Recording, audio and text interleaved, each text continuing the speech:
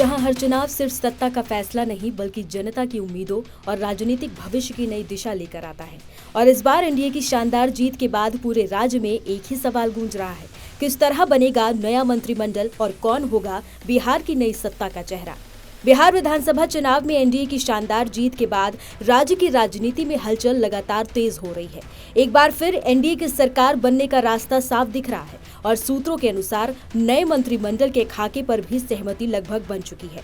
6 विधायकों पर एक मंत्री वाले फॉर्मूले के आधार पर जेडीयू के हिस्से में करीब 14 मंत्रालय आ सकते हैं, जबकि बीजेपी को 15 से 16 मंत्री पद मिलने की संभावना जताई जा रही है। एलजेपी को 3 और जीतन राम मांझी व उपेंद्र कुशवाहा की पार्टी को एक मंत्रालय मिल सकता है। ये संकेत साफ है कि नई सरकार का ढांचा अब अंतिम रूप ले रहा है और अंदरूनी बातचीत अपने निर्णायक चरण पर पहुंच चुकी है। इधर मुख्यमंत्री आवास पर राजनीतिक आवाजाही बढ़ गई है। केंद्रीय गृह राज्य मंत्री नित्यानंद राय मुख्यमंत्री नीतीश कुमार से मुलाकात करने पहुंचे, जिसे जीत की बधाई देना बताया गया, लेकिन इस मुलाकात ने राजनीतिक अटकलों को और हवा दे डाली। इसके अलावा मंत्री विजेंद्र यादव भी नीतीश कुमार से मिलने पहुंचे, जो ये दर्शाता है कि सरकार गठन को लेकर शीर्ष स्तर पर बातचीत तेज हो चुकी है और कई फैसले अब बस घोषणा का इंतजार कर रहे हैं। इस चुनाव में एक दिलचस्प पहलू अमित शाह की रणनीति भी रही, जिन्होंने चुनाव प्रचार के दौरान 2 स्थानीय चेहरों को विशेष तौर पर आगे बढ़ाया, डिप्टी सीएम सम्राट चौधरी और सीतामढ़ी के नेता सुनील कुमार पिंटू। शाह ने न सिर्फ इनके लिए मंच साझा किया, बल्कि ये तक कह दिया कि इन्हें प्रचंड बहुमत से जिताइए, बड़ा आदमी हम बनाएंगे।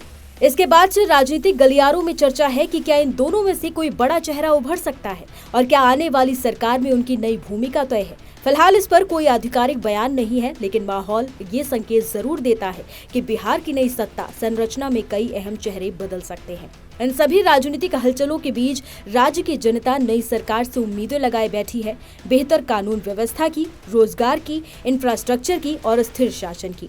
एनडीए की इस ऐतिहासिक जीत के बाद बिहार एक बार फिर नई दिशा की ओर बढ़ रहा है और अब सबकी नजरें शपथ ग्रहण की तारीख और नए कैबिनेट में शामिल होने वाले नामों पर टिकी हुई हैं। वहीं आपको बता दें कि चुनाव जीतने के बाद पीएम मोदी ने दिल्ली में जनता को संबोधित किया और विपक्ष को भी लताड़ा। सुनिए उन्होंने विपक्ष पर क्या कुछ कहा और बिहार के लिए क्या कहा। इस विजय ने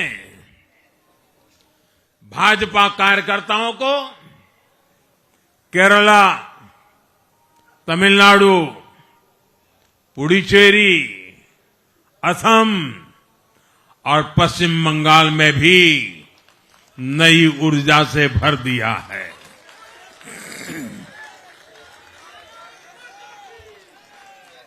और हां, गंगा जी यहां बिहार से बहते हुए ही बंगाल तक पहुंचती है।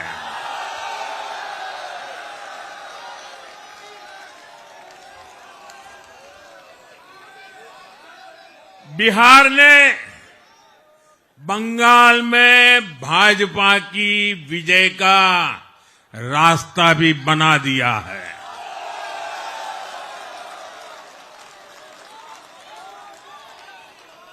मैं बंगाल के भाइयों बहनों को भी आश्वस्त करता हूं, अब भाजपा आपके साथ मिलकर पश्चिम बंगाल से भी जंगल राज को उखाड़ फेंकेगी।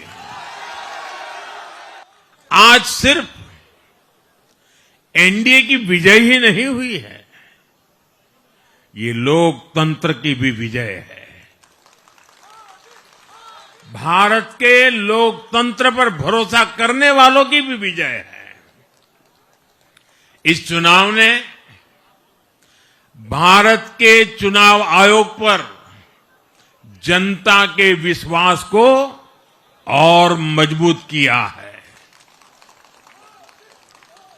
बीते कुछ सालों से लगातार भारी मतदान होना, वंचितों, शोषितों द्वारा ज्यादा से ज्यादा मतदान करना, ये चुनाव आयोग की बहुत बड़ी सिद्धि है। एक पुरानी कहावत है, लोहा लोहे को काटता है।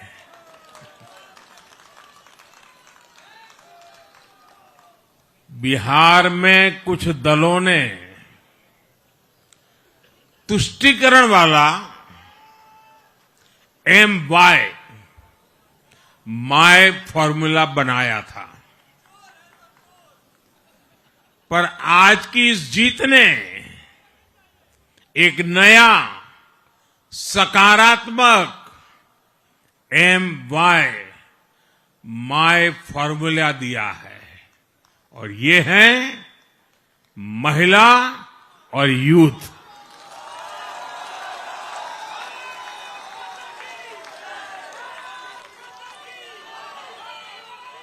आज बिहार देश के उन राज्यों में है जहां सबसे ज्यादा युवाओं की संख्या है और इसमें हर धर्म हर जाति के युवा है। उनकी इच्छा, उनकी आकांक्षा और उनके सपनों ने जंगल राज वालों के पुराने सांप्रदायिक माय फॉर्मूले को पूरी तरह ध्वस्त कर दिया है। कांग्रेस के पास देश के लिए कोई पॉजिटिव विजन नहीं है। सच्चाई ये है कि आज कांग्रेस, और मैं बहुत गंभीरता के साथ कहता हूं, आज कांग्रेस मुस्लिम लीगी माओवादी कांग्रेस यानी MMC बन गई है।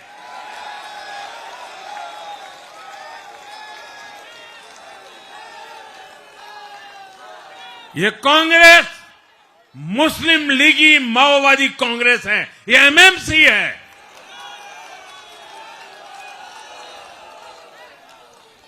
और कांग्रेस का पूरा एजेंडा अब इसी पर चलता है और इसलिए अब कांग्रेस के भीतर भी एक अलग धड़ा पैदा हो रहा है जो इस नेगेटिव पॉलिटिक्स से असहज है।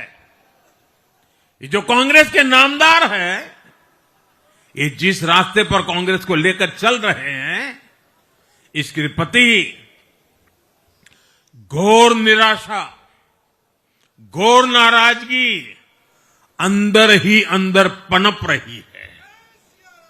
और मुझे तो आशंका है, हो सकता है कि आगे कांग्रेस का एक और बड़ा विभाजन हो। आज की ये विजय एक नई यात्रा की शुरुआत है।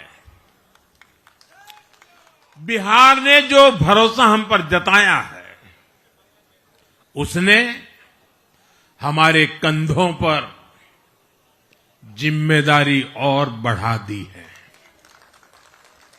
मैं आपको विश्वास दिलाता हूं, आने वाले 5 साल बिहार और तेज गति से आगे बढ़ेगा।